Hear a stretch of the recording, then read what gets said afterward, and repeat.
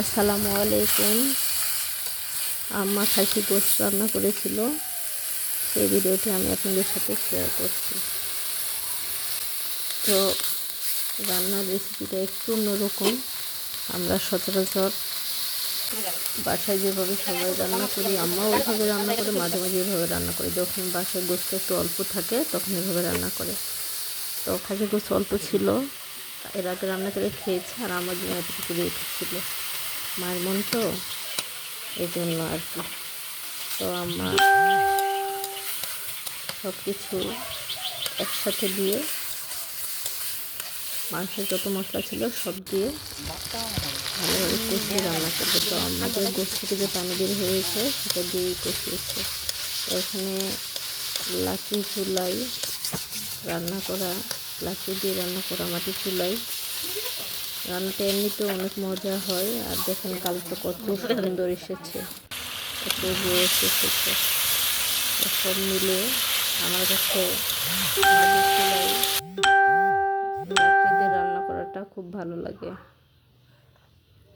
আর আমি আজকে ভিডিওটাতে তেমন কিছু করি নাই, যা ছিল সেভাবেই দিয়েছি।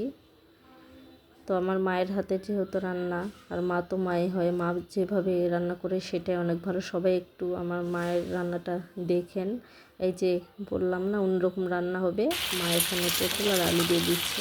আমরা হয়তো সবাই আলু দিয়ে গোশত রান্না করে দেখেছি, কিন্তু পটল দিয়ে হয়তো খুব কম দেখেছি।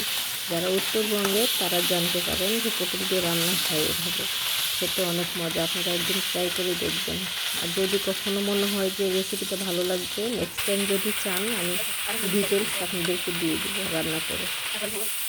তো আমার মা সব মিলিয়ে, তো এই যে সব কিছু দিয়ে একটু কষিয়ে নিয়ে এই যে পানি দিয়ে দিয়েছে, আর একটু কষাবে। আর উত্তরবঙ্গের মানুষের আর একটা ব্যাপার থাকে, তারা একটু তরকারি বেশি বেশি কষিয়ে রান্না করতে পছন্দ করে। যদি অল্প কষানো হয় তাদের কাছে মনে হয় যে তরকারির গন্ধ থেকে যায়, এই জন্য তাদের কালারটাও অন্যরকম আসে।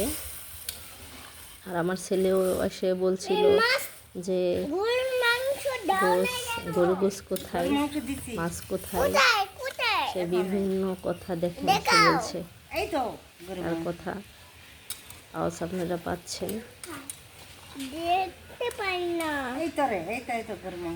সে সবসময় এভাবেই বায়না করে, কিছু না কিছু। যে আম্মা আবার দেখাই দিচ্ছে এই যে গোশ।